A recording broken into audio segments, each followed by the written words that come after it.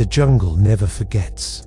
In the deep, suffocating silence of Southeast Asia's ancient borderlands, where the Mekong River winds like a serpent through cursed soil, something terrible once happened. The year was 1327. The once godlike Khmer Empire decaying, but proud cast long shadows over the crumbling temples of Angkor. To the east, the rising tide of Viet, driven by the hunger of a young court and ancient grievances, began to press southward. This was not a war of thrones. It was a war of whispers, of slow-burning rage, of rain-soaked ambushes in the thickets of nowhere. As rice harvests turned red and villages vanished into the mist, both empires fed their gods with blood. Prophecies clashed with politics. Ancestors screamed through drums and fire.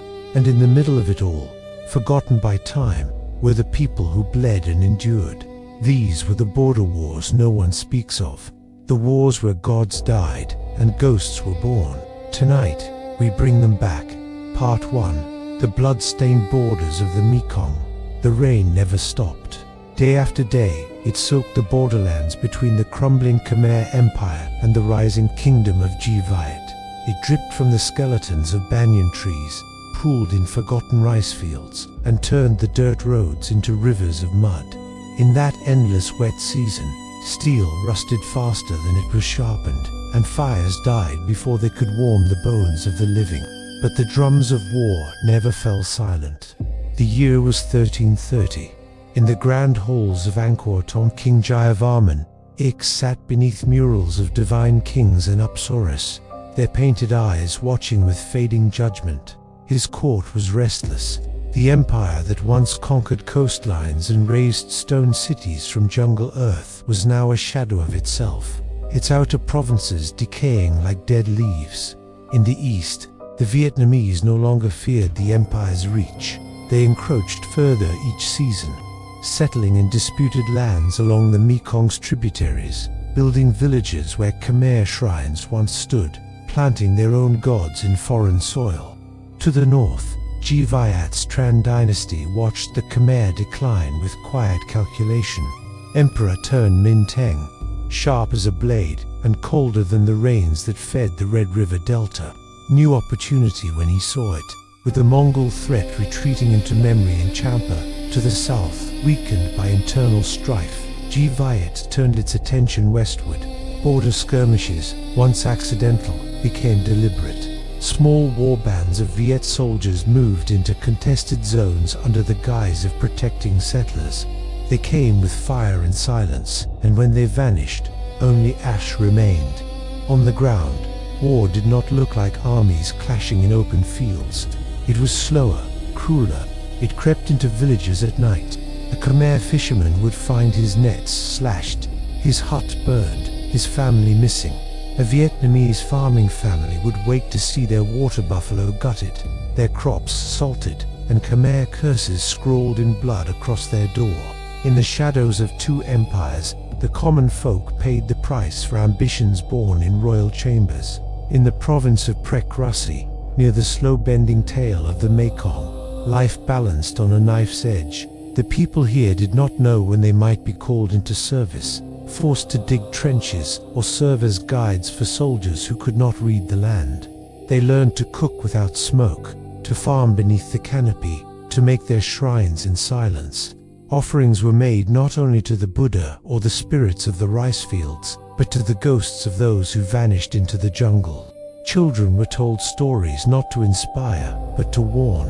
Stories of warriors who became trees, of temples that bled when defiled, of rivers that swallowed entire battalions and gave nothing back. The Khmer generals, aging and desperate, turned to forgotten rituals. Blood sacrifices returned to temple courtyards, and the old Brahmins began reading stars with urgency. A celestial alignment, they claimed, predicted the fall of a kingdom. Whether it was theirs or their enemies remained unclear. Monks walked barefoot across the land, preaching patience and rebirth. But even their chants grew quieter beneath the roar of approaching war. In the monsoon-flooded forests of Rattanakia, isolated hill tribes found themselves hunted by both sides, their lands considered fair game by soldiers who could not pronounce their names. Some were recruited as scouts, others enslaved, their animist faiths twisted into tools of intimidation by imperial propagandists. Meanwhile, in Viet, the royal scribes wrote of border stabilization, of bringing order to chaos, of reclaiming ancient territories lost in mythical ages. But to the villagers forced from their homes, it was conquest wrapped in ceremony. A small but decisive campaign in 1335 marked a turning point. Under the command of a Vietnamese general known only as Tang Duc, a force of 2,000 men descended along the Bassac River, attacking Khmer outposts that had not seen reinforcements in years. The defenders, outnumbered and cut off from the Central Empire, fought with desperation. Jungle warfare blurred every boundary. Booby traps lined the rivers. Poisoned darts flew from the trees. Entire patrols vanished in the night, their corpses found arranged in patterns, warnings left in the ritual language of highland shamans. But the Khmer were losing ground. Slowly, brutally, the border began to shift. Temples were defiled, inscriptions chiseled away, Khmer names erased, replaced by new gods and new lords. And with each village that fell, a piece of the empire's memory died. Yet not all resistance came from soldiers. In the village of Vietnamese, a woman named Viet became legend. A healer by trade, she refused to flee when the Vietnamese approached. Instead, she poisoned their wells, healed Khmer fighters in secret, and passed messages through the songs of children. When she was finally captured, her body was never found, but her name lived on in whispered prayers. Her shrine, hidden beneath a banyan tree, still receives offerings to this day: cooked rice, black cloth, and jasmine woven into the shape of a flame. By the late 1340s, the border conflict had devolved into something darker than war. Both empires refused to acknowledge the scale of the violence. Khmer princes sent gifts to the Viet court while secretly funding retaliatory raids. Vietnamese generals declared victory in reports, while their soldiers dug mass graves beneath unmarked fields. The land itself began to rebel. Drought followed flood. Locusts ravaged crops. In Angkor, the canals that once fed the world's most advanced hydraulic system began to silt. The gods, it seemed, had turned their backs. But empires do not fall in a single day.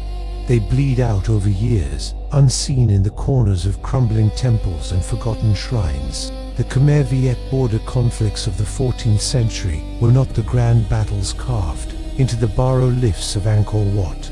They were quieter, dirtier, fought in shadows and silence. A war of smoke and ritual, of rice and steel, of whispers and fire.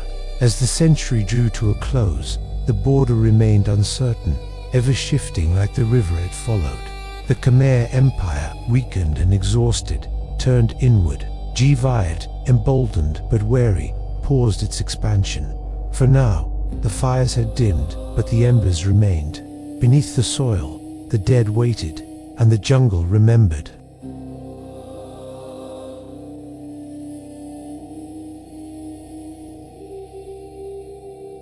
Part 2. Ghosts of Empire, Rituals, Survival, and Silent Resistance. By the time the smoke faded from the scorched villages and blood-rusted borders, what remained was not victory, but memory. Neither the Khmer nor the Vietnamese had won the war. What they left behind was something older, more dangerous, a haunted silence that echoed through the forests, carved itself into stone, and lingered in the voices of those who survived. In the shadow of Angkor's once majestic towers, life moved on, but it was not the same. The great stone lions that once guarded the temples now stared out across fields gone fallow, their eyes dulled by rain and time. Monks, who once recited prayers for kings, now whispered mantras for the lost, for the unburied, for the nameless dead whose bones rested beneath banana trees and lotus ponds. The war had passed, but it had not ended. It had become ritual. Survival became an act of devotion. Families rebuilt their homes with wood soaked in ashes from the last fires, believing the spirits of their ancestors would make the walls strong. They cooked rice laced with salt and smoke to keep the ghosts fed and calm. Children were named after vanished warriors, not out of honor, but fear that the spirits would take them if forgotten. In the borderlands, where the map bled with disputed ink, entire communities existed in a kind of suspended breath. They were watched, always, watched by soldiers, by kings, and by the jungle itself. In the highlands of Mondulkiri, the Bunong tribes turned inward. They had served both empires as guides and mercenaries, and both had betrayed them. Now, they returned to their sacred groves and whispering trees, where the old gods still listened. They carved new stories into their memory of soldiers who turned to smoke, of women who became tigers, of river spirits that drowned entire patrols with a sigh. Every drumbeat was a warning, every fire a signal. They no longer prayed for peace. They prayed to be left alone, but even silence had a price. In 1352, a Vietnamese tax collector stationed in the contested province of An Giang vanished. His convoy was found 3 days later, stripped of gold and skin, arranged in a ritual circle deep in the forest. His severed tongue had been nailed to a tree, beneath a Khmer script that read, "We have not forgotten." The Viet court, fearing a return to full-scale war, did not retaliate publicly. Instead, they sent envoys bearing gift silk, incense, jade, hoping to appease the Khmer king, who by then ruled more ghosts than cities. But the gifts were intercepted, burned, the ashes scattered over the Mekong by monks in silence. The Khmer themselves had changed. The royal court, once divine and distant, now sat like a corpse dressed in gold. The canals of Angkor, choked with silt and dead fish, no longer carried the waters that once sustained 1,000,000 lives. The gods had grown quiet. The people turned to older powers. In rural temples, hidden behind crumbling walls, new rituals emerged. Offerings of blood replaced flowers. Dances once performed to honor the rain now mimicked the movements of warriors, sharp, jerking, full of rage. The monks allowed it. They understood. When divine kings fell silent, someone had to speak for the dead. One ritual, known only as Shrema Klang, or the burning memory, was said to be practiced by border villagers after an attack. Survivors would gather at night, wearing white robes and carrying clay bowls of river water. They would walk through the ruins of their homes, chanting the names of the lost, then set fire to their own shrines. The flames, it was believed, would carry the spirits away before they could be trapped. To be forgotten was worse than death. The ritual ensured they would not return angry. Meanwhile, in Viet, the Tran dynasty's strength waned. Internal strife cracked the royal court, and rebellions brewed like summer storms.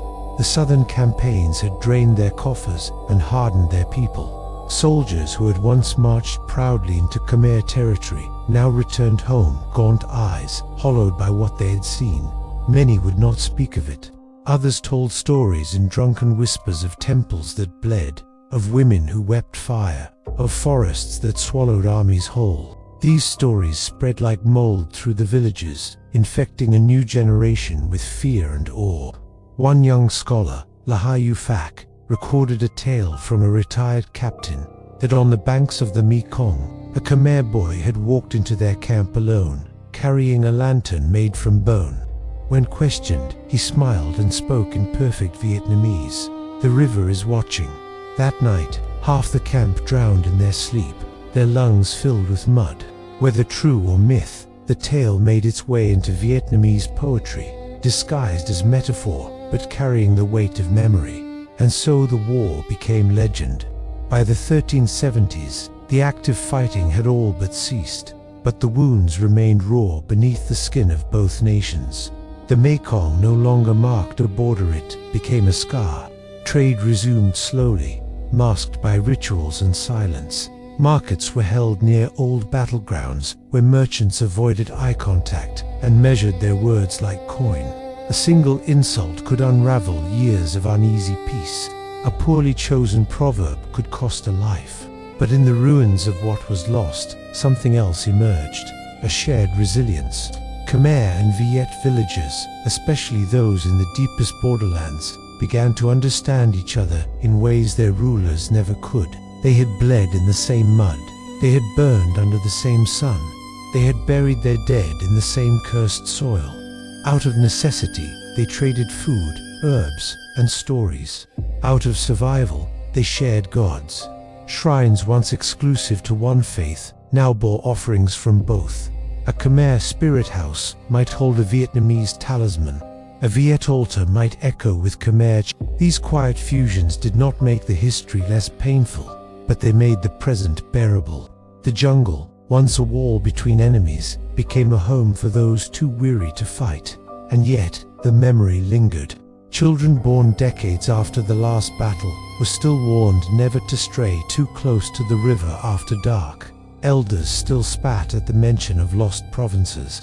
Songs were sung with verses missing, too dangerous to recall. And in the heart of the Mekong Delta, near where the bones of the first skirmish still sleep beneath the water lilies, a statue was erected not by a king, but by villagers.